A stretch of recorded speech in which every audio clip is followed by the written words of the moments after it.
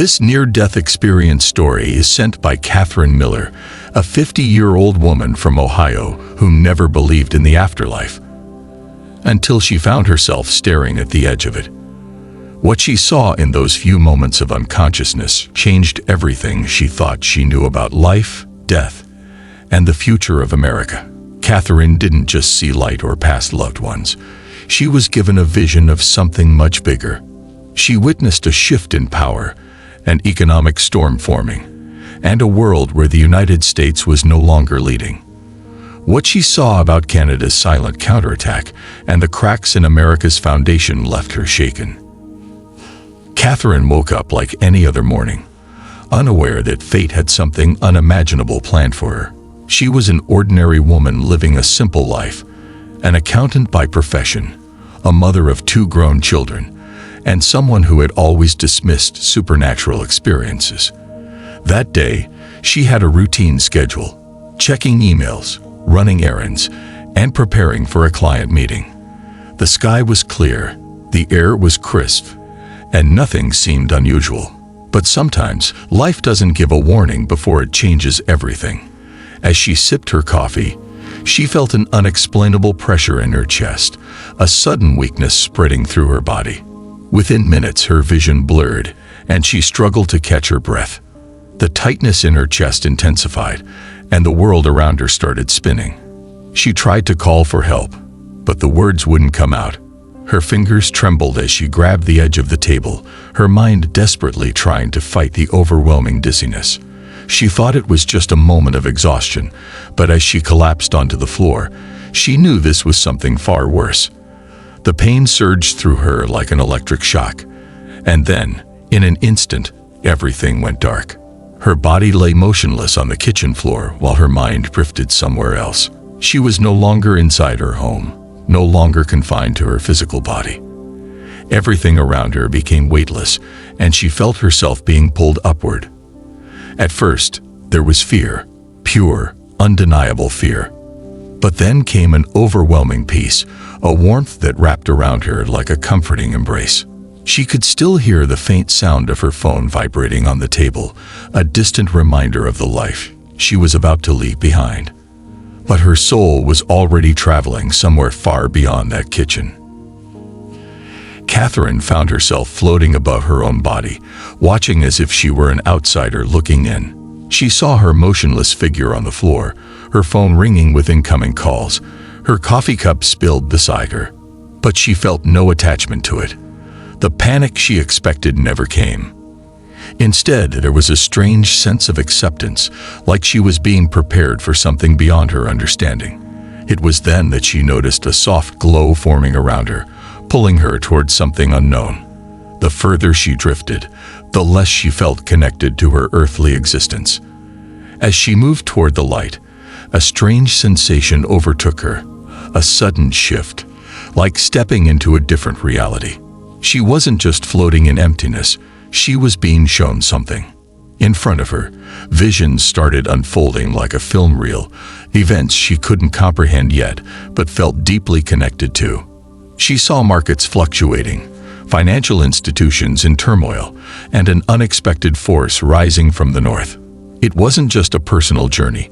She was being given a glimpse into the fate of nations. She saw the balance of power shifting, and with it, a leader struggling to maintain control. Catherine tried to question what she was seeing, but her voice didn't exist in this realm. The images became clearer, a map of North America, a slow economic shift happening beneath the surface, unnoticed by most. Canada, a nation often viewed as America's quiet neighbor, was making moves that would shake the very foundation of U.S. markets. It wasn't a war, not in the traditional sense, but an economic maneuver so subtle that many wouldn't realize its impact until it was too late. And at the center of it all was a man, a leader trying to hold onto his authority as the ground beneath him crumbled. Catherine was no longer in the world she knew. She had crossed into a space where time felt irrelevant, where past, present, and future seemed to intertwine. The light around her pulsed like a heartbeat, guiding her deeper into a dimension she couldn't understand. She felt weightless yet completely aware, like she had access to knowledge beyond human comprehension. And then she saw him, a man dressed in a sharp suit, his presence commanding yet unsettling. He stood beside a massive screen displaying economic charts, stock market trends, and fluctuating currency values. But there was no fear in his eyes, only understanding. The man, though unfamiliar, radiated a sense of authority. He gestured toward the screen, showing her numbers that made no sense at first. But then, as if knowledge was being transferred directly into her mind, she understood. Canada had been making silent moves for years, strategically positioning itself as a future powerhouse. The United States had relied on dominance, expecting its influence to last forever. But the world was shifting. Technology, trade agreements, and investments were evolving. And while America played by old rules, Canada adapted. The counterattack wasn't aggressive. It was strategic, calculated, and quietly powerful. As she absorbed this knowledge, Catherine felt a mix of emotions. She loved her country, believed in its strength, and never imagined a world where its dominance could be questioned. But what she saw wasn't destruction, it was transformation. The United States wasn't falling, it was being challenged to evolve. The economy was at a turning point, and leadership would determine whether it crumbled under pressure or adapted to the new era. The man looked at her, his gaze intense yet reassuring. "The game is changing," his voice echoed in her mind, and before she could respond, she was pulled into another vision. The brightness around her intensified, almost blinding yet soothing. It wasn't an ordinary light. It was alive, filled with an energy that felt both divine and powerful. As she stepped forward, she felt an unexplainable shift within herself. The fears and doubts that had existed in her earthly life began to fade. She wasn't just an observer anymore. She was part of something bigger. And in that moment, she understood why she was being shown these visions. It wasn't to create fear, nor to spread panic. It was to prepare her, to give her a message she was meant to share. The light guided her toward a massive door, one that radiated wisdom and understanding. As she moved closer, she saw flashes of history, moments where nations had fallen and risen again, where economies had collapsed and rebuilt. Nothing was permanent, and power was always shifting. She saw America not as a broken nation, but as one standing at a crossroads. It had the strength to adapt, to rebuild, but it needed leadership that understood the new world. The light whispered to her, not in words but in feeling, a reassurance that the future was not set in stone. It was still being written. Before she could step through the door, she felt herself being pulled backward. The world around her blurred, the light dimming as reality rushed back toward her. The experience wasn't over, but she knew one thing for certain. She had been shown the truth, and it was now up to her to share it. Catherine felt herself being pulled through an endless corridor of light and energy, her mind flooded with visions she could barely comprehend. She wasn't just seeing images, she was experiencing them as if she were living in multiple realities at once. Every scene was sharp, detailed, and undeniable. She saw a financial storm brewing, not through war or conflict, but through quiet and calculated shifts. It wasn't destruction, it was realignment. The world was changing, and those who adapted would thrive. Those who clung to old methods would struggle. She felt a deep sense of urgency, yet also a strange peace. In one vision, she saw American markets reacting in shock. The old structures, built on decades of influence, were no longer as stable as they once seemed. Canada had been making moves behind the scenes, strengthening its economy through technology, natural resources, and global partnerships. It wasn't loud or aggressive. It was quiet and strategic. Companies that once relied on U.S. dominance started shifting their investments. The stock market trembled, yet it wasn't a collapse. It was a wake-up call. She saw news headlines flashing before her eyes, each one highlighting the shift.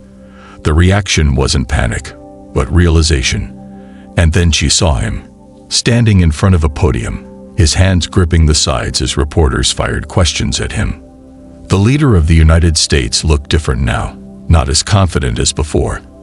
The tactics that once worked no longer carried the same weight. The world was changing too fast, and the usual strategies were losing their effect. The weight of it all showed in his face. His words were measured, calculated, but there was an underlying tension in his voice. The people were watching. The markets were responding. The game had changed, and for the first time, the bluff wasn't working. Catherine found herself standing in a massive city, but it wasn't New York or Los Angeles. It was a place she hadn't expected, Toronto. The streets were bustling, the skyline towering, and the energy in the air was electric. She saw innovation everywhere, from high-tech industries to sustainable energy sources. Canada had been building something powerful, but the world had been too focused elsewhere to notice. They weren't competing with America in the traditional sense. They were playing a different game entirely, one of long-term strategy and patience. They had watched and learned, and now they were making their move. She saw financial institutions quietly shifting their focus. Global investors, once hesitant, were now seeing Canada as a stable and promising market. Their policies weren't reactionary, they were forward-thinking. Trade deals were being restructured, not in defiance of the US, but in a way that allowed Canada to stand independently. The more she saw, the more she realized this wasn't a hostile takeover. It was an evolution. America had long dominated the global stage, but every empire reaches a point where it must adapt or decline. Canada had been preparing for this moment for decades, and now the pieces were falling into place. And yet there was no arrogance in this shift, only confidence. Catherine saw Canadian leaders making calculated moves, responding not with force but with precision. The global economy was no longer a battlefield, it was a chessboard. And while others were still playing checkers, Canada had mastered a strategy few had even noticed. The United States wasn't being destroyed, it was being forced to adjust. The days of unchecked dominance were ending, not because of an attack, but because of a necessary realignment. Catherine understood now. This wasn't about loss. It was about transformation. Catherine's vision shifted again, pulling her back to familiar places. Washington, New York, the heart of America's economy. She saw the reaction unfold, the initial confusion turning into debate. Politicians, analysts, and financial experts tried to make sense of it. The usual solutions were proposed: sanctions, negotiations, aggressive countermeasures. But none of them felt like the right answer. The truth was clear now. This wasn't something that could be stopped. It was something that needed to be understood. America wasn't crumbling. It was facing a moment of reckoning. The economy wasn't crashing. It was being forced to evolve. She saw the people, ordinary Americans, reacting in waves of emotion. Some were afraid, uncertain of what these changes meant for their jobs, their futures. Others saw opportunity, a chance for innovation, for a new way forward. The old model had been powerful, but the cracks had been forming for years. Global markets weren't static. They were shifting like ocean tides, and America had been too focused on maintaining dominance to see the waves approaching. The time for adjustment had come, not out of weakness, but out of necessity. And then she saw something unexpected: hope. Not in the form of a single leader or policy, but in the resilience of the people. Americans had faced change before. They had rebuilt, adapted, and thrived in the face of uncertainty. This was no different. The shift wasn't a collapse, it was a transformation. She saw small businesses innovating, industries reshaping, communities finding new ways to grow. It wasn't about one country surpassing another, it was about learning from the shift and moving forward. The future wasn't written in stone, it was still being shaped. Catherine turned, and the man in the sharp suit was standing beside her again. His presence was calm, his expression knowing. He didn't speak in riddles or cryptic messages. He simply gestured toward the visions unfolding before them. "Do you understand now?" His voice wasn't accusing or threatening. It was matter-of-fact, as if he already knew she had the answers within her. She nodded, but she still had questions. Why am I seeing this? Why me? The man smiled, his gaze unwavering. Because the world is at a turning point. Some will resist change, some will fear it. But those who embrace it will shape the future.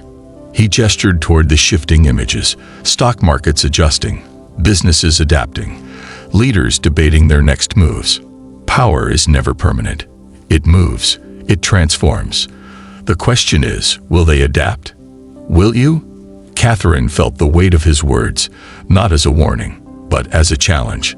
This was not the end. It was a beginning. And then, for the first time, she recognized something in the man's eyes. Not just wisdom, but familiarity. As if he had been watching, guiding, waiting for this moment. She wanted to ask him more, to understand his role in all of this. But before she could, the vision began to fade. The lights surrounding them dimmed, and the sounds of the world she had left behind started to creep back in. Her journey wasn't over, but her time in this realm was coming to an end. She was being pulled back to her body, back to reality. As Catherine felt herself drifting back toward the real world, the visions didn't stop. She saw the United States from above, a vast, powerful nation, filled with people who had built it through resilience and determination. It was a land of opportunity, innovation, and relentless ambition. The strength of America wasn't in its policies or its leaders alone. It was in its people. But now, they stood at a crossroads, faced with a choice that would define the next chapter of their history. The question wasn't whether America was still strong. It was whether it would recognize the need to adapt. She saw industries shifting, businesses looking beyond old strategies, and individuals stepping up with fresh ideas. There was uncertainty, yes, but also possibility. The country had always faced challenges, and this was no different. The true strength of America had never been in holding on to the past, but in embracing change. The economy was not collapsing, it was evolving. The leadership was not losing control, it was being tested. And the American people were not powerless. They were the key to what came next. She realized that what she had been shown wasn't a warning of destruction, but an invitation to transformation. America wasn't in decline, it was at a turning point. The country had faced revolutions, depressions, wars, and technological shifts before. Each time, it had emerged stronger. This moment was no different. The choice was clear.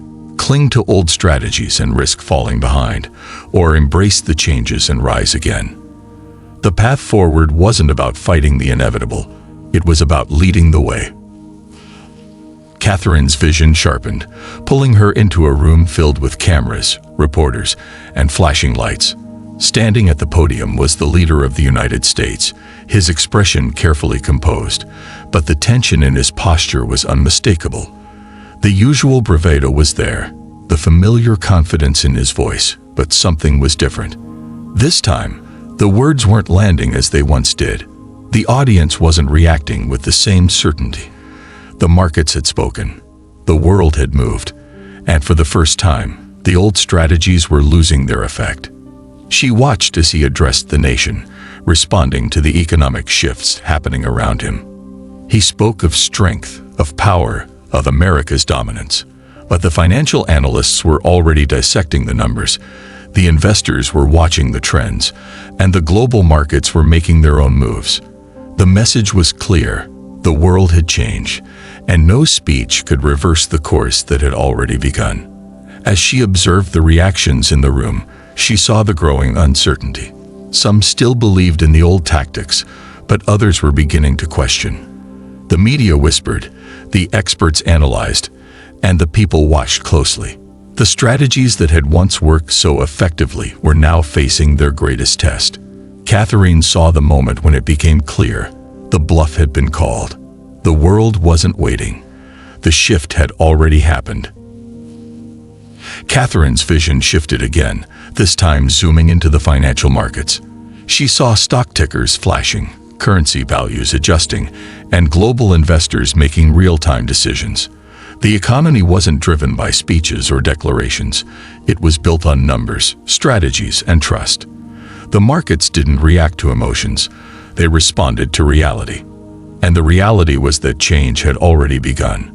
She saw financial institutions quietly adjusting their positions, businesses restructuring their investments, and industries adapting to the new landscape. It wasn't panic. It was preparation. The smartest players weren't resisting the shift. They were positioning themselves to thrive in it. The economy wasn't crumbling. It was rebalancing. Those who saw the future clearly were already making moves, ensuring they stayed ahead of the curve. For years, America had operated with confidence, knowing its influence shaped global markets. But now, those markets were responding to more than just political statements. They were reacting to actions, strategies, and long-term stability. Catherine saw that true economic power didn't come from control. It came from adaptability. Those who recognized this would succeed. Those who ignored it would struggle. The vision widened, showing the world as a connected web of financial and political influence. Canada wasn't the only nation making moves. Others were watching, learning, and adjusting their own strategies. Catherine saw Europe shifting policies, Asian markets expanding their influence, and emerging economies seizing new opportunities. The world wasn't static. It never had been. She saw leaders making calculated decisions, understanding that no country could dominate forever. The strongest nations weren't the ones clinging to old power. They were the ones embracing the future. She saw economic alliances shifting, trade agreements evolving, and industries focusing on sustainability, technology, and innovation. It wasn't about replacing one superpower with another. It was about balance, a global realignment where no single nation held absolute control. As she watched these changes unfold, she realized something important. This wasn't a crisis. It was an evolution. The world wasn't falling apart. It was restructuring. Those who adapted would thrive. Those who resisted would find themselves struggling to keep up. And America, despite its challenges, still had the ability to lead, if it chose the right path forward. Suddenly, the vision shifted once more, and Catherine found herself standing in the middle of a crowded street. The people around her weren't politicians or economists. They were ordinary citizens, workers, families, business owners, students. The real power of a nation didn't rest in government buildings. It rested in the people who lived and worked every day to build their futures. She saw that while leaders made decisions, it was the people who drove real change. Innovation didn't come from policies alone. It came from individuals who saw opportunity and seized it. The future of America wouldn't be decided by speeches or debates. It would be decided by the millions of people who chose to embrace change, adapt, and build something new. And in that moment, she understood why she had been shown all of this. This wasn't about fear. It was about preparation. The world was shifting, and those who recognized it early would be the ones who thrived. The United States still had the chance to lead, not by resisting change, but by embracing it. Catherine felt an invisible force pulling her backward, away from the visions, away from the glowing light that had revealed so much. The air around her shifted, growing heavier, denser. The voices, the images, the grand revelations, all began to fade into the distance. A sudden weight pressed upon her chest, a sensation of being dragged through time and space. Her soul, which had felt so free just moments ago, was now tethered once again to the physical world. The bright light dimmed, and the pain returned. Her body ached, her lungs burned, and a loud ringing filled her ears. She was no longer floating in a realm of knowledge. She was back on the cold floor of her kitchen. A sharp gasp escaped her lips as she jolted upright, her hands clawing at the air, as if trying to hold onto the fading visions. She could hear the muffled sound of someone knocking on her door. Her phone, still on the table, vibrated insistently. She was alive, but she was not the same. The moment of stillness was shattered by the realization that she had been given a second chance, not just at life, but at understanding. Everything she had seen, everything she had been shown, was not meant to be forgotten. The economic shifts, the political rebalancing, the test of leadership, it was all real, and it was already unfolding. But the biggest revelation wasn't about the stock markets or global policies. It was about something greater. The power of change rested in the hands of people, and it was time for them to see the truth.